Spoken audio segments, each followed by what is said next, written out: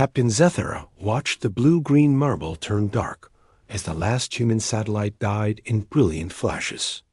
Around her, the bridge crew of the Hegemony's Will worked with clinical precision, their 4 arms dancing across holographic displays. The surgical strike was proceeding exactly as planned.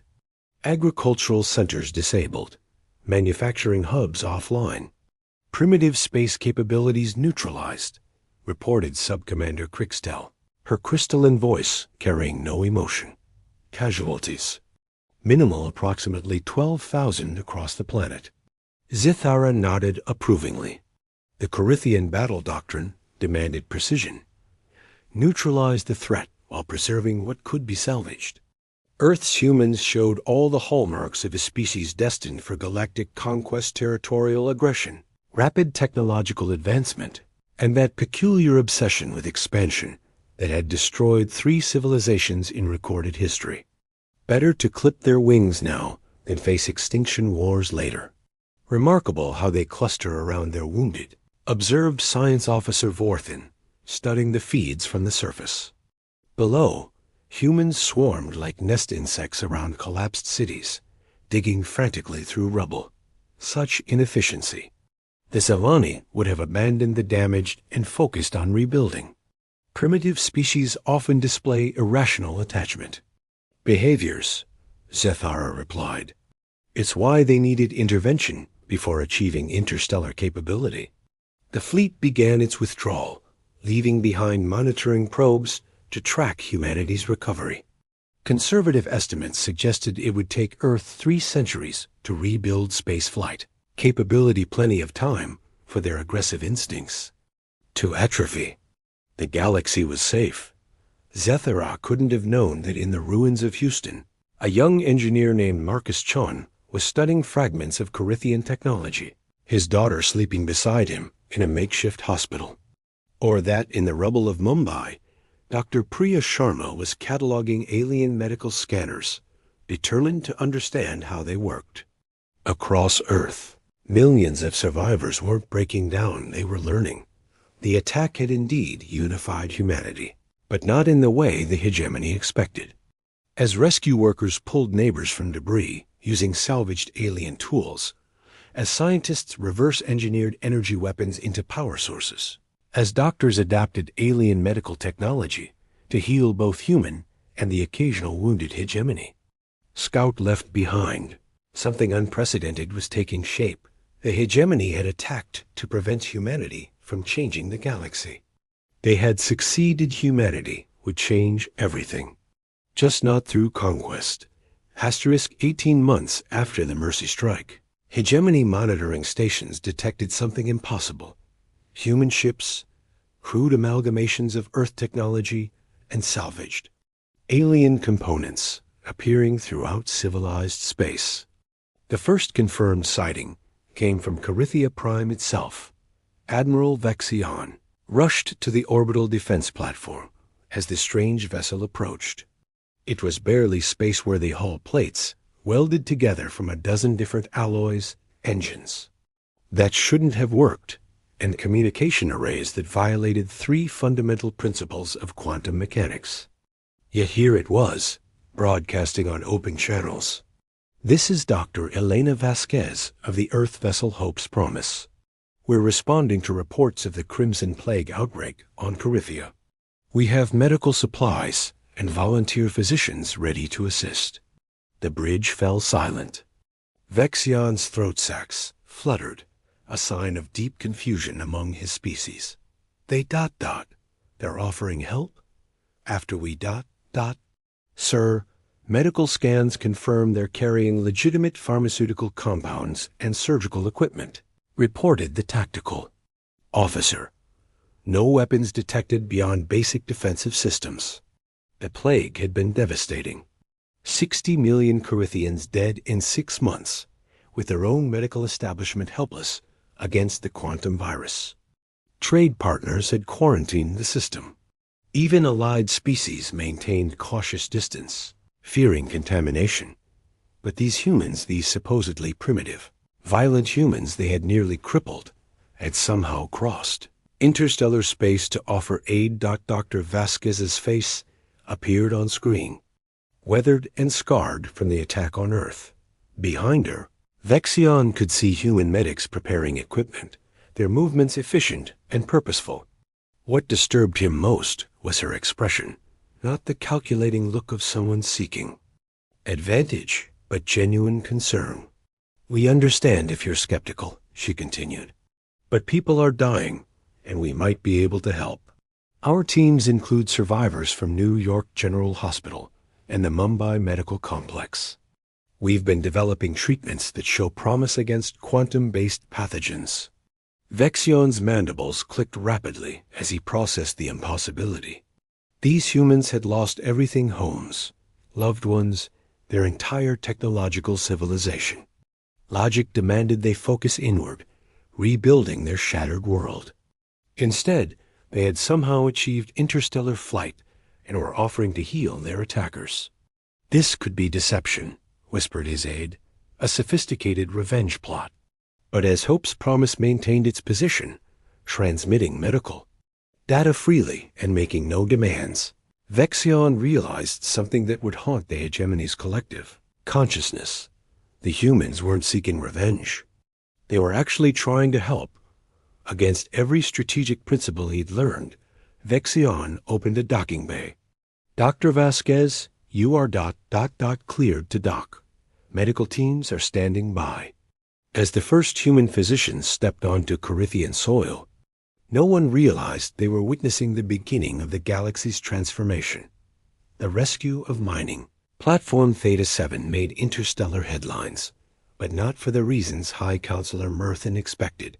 When the Vorthic asteroid facility suffered catastrophic structural failure, trapping 12,000 miners in collapsing tunnels, the nearest hegemony relief ships were 14 hours away.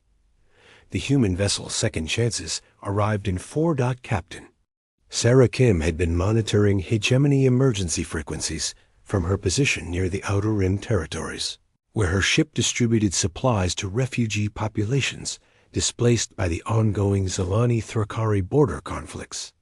Her crew of 47 included structural engineers from the collapsed Mumbai towers, miners who'd survived the Australian facility disasters during the Mercy Strike, and medics who'd learned to work miracles with minimal resources. "I don't understand their logic matrices," Chief Engineer Thomas Henriks told Kim as they watched the mining platform buckle through the viewscreen. "Vorthic architecture prioritizes efficiency over redundancy. One support failure and everything cascades." Kim nodded grimly. Familiar problem, different scale. She'd lost her husband and 2 children when the Seattle arcology collapsed. The logical response would be to let the Vorthic members of the species that had helped destroy her world face the consequences of their poor engineering choices. Instead, she opened communications. "Mining Platform Theta 7. This is Captain Kim of the Earth vessel Second Chances. We have structural engineering teams and emergency medical standing by, transmitting our approach vector." The response crackled with disbelief and static. "Earth vessel, this is platform control. You cannot be serious. The structural integrity is failing faster than our systems can compensate. Why would you risk your ship for us?" Kim exchanged glances with her bridge crew, all survivors, all carrying scars from the attack that had shattered their civilization. To an outsider, their next actions would seem incomprehensible. "Because that's what people do," she replied. Simply, for the next 18 hours, human engineers worked alongside Vorthic miners in the collapsing tunnels, sharing techniques learned from disaster zones across Earth. Dr. James Wu, whose hospital had been destroyed in the Mercy Strike, treated Vorthic injuries using medical protocols adapted from both species' physiologies. Mining specialist Rosa Martinez, who'd lost her arm in the Australian collapse, taught Vorthic engineers how to reinforce failing supports using techniques developed in Earth's deepest mines. When hegemony relief ships finally arrived, they found the platform stable and most miners rescued. More importantly, They found Vorthik and human teams working side by side, sharing technical data and emergency procedures. Murthan S. intelligence reports grew increasingly disturbed. The humans weren't seeking territory, resources, or political advantage. They were simply helping. Everywhere their ships appeared, ancient conflicts began to shift. Trade disputes dissolved when human mediators offered free technical consultations. Border tensions eased when human medical teams treated casualties from both sides without discrimination. The most unsettling report came from the Thrakari-Zelani conflict zone, where human refugee camps had become neutral meeting grounds. Warriors, who had been killing each other for generations, were sitting together, learning human card games while waiting for medical treatment. They're disrupting everything, Murthan told the Hegemony Council. Not through force, but through this aggressive compassion. They're making our conflicts seem pot petty. The emergency session of the Hegemony Council convened in the crystal chambers of Nexus Station, their voices echoing with unprecedented uncertainty. For 3 years, human ships had spread across known space like seeds on solar winds, and everywhere they landed, the established order began to shift. The trade embargo between Sectors 7 and 12 has collapsed, reported Councillor Zeftai, his usually precise voice wavering. Human agricultural advisors taught both sides vertical farming techniques. They're now sharing resources instead of competing for them. Supreme Chancellor Korthaven's massive form shifted uneasily on the central dais. The Thrakari-Zelani border war ended last month, admitted Defense Coordinator Vextol. When human medics started treating wounded from both sides at the same facilities, the soldiers began talking to each other. 300 years of conflict dissolved in conversations over shared pain medication. The council chamber fell silent, except for the quantum hum of translation matrices. Each member absorbed reports that defied everything they understood about galactic politics. Trade wars ending because humans freely shared advanced manufacturing techniques. Territorial disputes resolving when human mediators offered win-win solutions nobody had conceived before.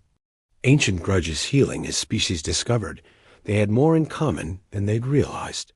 This is not how primitive species behave, muttered Councillor Yurthax. They should be seeking revenge, demanding reparations, building weapons. Instead, they're making us irrelevant, finished Korthaven bluntly. The truth was even more disturbing than military conquest would have been. The hegemony's power structure depended on managed conflict trade disputes that required arbitration, territorial tensions that demanded peacekeeping forces, resource scarcities that justified central control. But human ships carried replicator, technology freely shared, medical advances distributed without patent restrictions, and agricultural techniques that made many traditional trade goods obsolete. Dr. Marcus Chan's engineering teams had established 17 technical institutes across the Outer Rim, reported Intelligence Director Mexvara. They're teaching quantum mechanics to species we classified as technologically primitive. The power balance we've maintained for millennia is collapsing. Korthaven accessed the most classified report direct from Corythia Prime. Their latest medical breakthrough eliminates the genetic degradation that's plagued our species for 6 generations. They're offering the treatment freely to any hegemony world that requests it. No conditions, no trade requirements, no political demands. The implications were staggering. Species that had been dependent on hegemony medical resources for centuries could now heal themselves using human techniques. Worlds that had required technological support were becoming self-sufficient through human education programs. The elaborate network of dependencies that kept the hegemony central to galactic civilization was unraveling. "We created this," whispered Councillor Crickstel. "Our attack unified them, but not in hatred. We weaponized their compassion.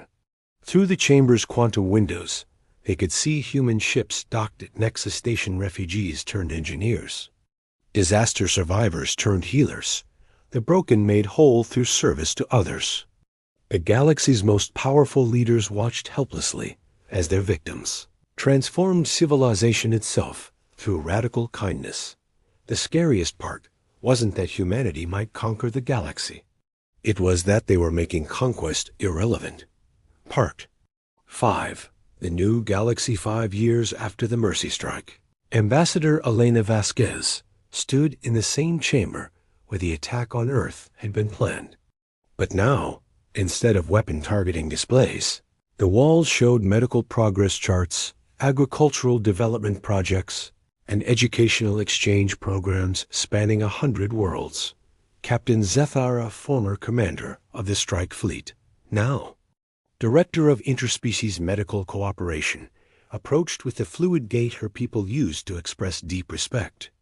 Dr. Vasquez, the Corinthian plague treatment protocols you developed have been adapted successfully to 17 different species. The death rate has dropped to less than 2%. Elena smiled, her weathered face showing the years since. Her daughter died in the rubble of Houston. Marcus Chun's quantum engineering teams deserve most of the credit. I just made sure the medicine reached everyone who needed it. Around them, the former Hegemony Council chambers bustled with activity. That would have been unimaginable before the attack. Thrakari engineers worked alongside Zelani botanists on atmospheric restoration projects. Vorthic miners shared extraction techniques with human geological teams. Former enemies had become colleagues, united by problems too large for any single species to solve alone. I must ask, Zethara said carefully, why did your species respond as you did? Every simulation suggested you would seek revenge. Elena walked to the great windows overlooking what had once been called hegemony space. Human ships moved freely among vessels from dozens of species, their mismatched hulls and improvised modifications somehow beautiful in their imperfection. Children from 6 different worlds played together in the station's central park, their laughter transcending species barriers. We tried hate, Elena said quietly. For about 6 months after the attack, some of us wanted nothing more than to hurt you back. But then we realized something. We were becoming the species you thought we were, the violent, conquest-driven primitives who deserved to be attacked. She turned to face Zethara, and the Corinthian was struck by the depth of understanding in those human eyes. So we chose to become something else instead. We chose to prove you wrong by being everything you didn't expect. A soft chime indicated an incoming message. The holographic display showed Marcus Chun's image from the outer rim, where his teams were helping formerly isolated species develop sustainable energy systems. Behind him, humans and aliens worked side by side, solving problems that had seemed impossible just years before. The hegemony was right about one thing, Elena continued. Humanity did change the galaxy, but not through conquest, through connection.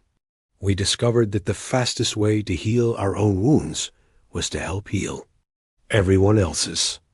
Zethara's throat sacs fluttered with the complex emotions her species used to express profound cognitive reorganization. The Council has been discussing dissolution of the hegemony structure entirely. Your cooperative model has made central. Authority ... obsolete. Good, Elena laughed. Government should serve people, not rule them. Besides, you'll be too busy with the real work to worry about politics. Real work? Elena gestured toward the star charts, showing the galaxy's unexplored regions. There are thousands of species out there we haven't met yet. Some might be facing problems we can help solve. Some might have solutions to problems we haven't even discovered. The galaxy's a big place, and we're all just getting started. As if summoned by her words, another human ship appeared in the viewing window. New beginnings, carrying teachers, engineers, and healers toward the galactic rim. Not conquistadors, but gardeners, planting seeds of cooperation in soil that had never known such cultivation. The attack had indeed succeeded. Humanity had conquered the galaxy through the most subversive force in the universe, the radical notion that helping others was the best way to help yourself. And in space stations and worlds across known civilization, former enemies worked together toward futures none of them could build alone, proving every day that the most powerful weapon was a willingness to serve.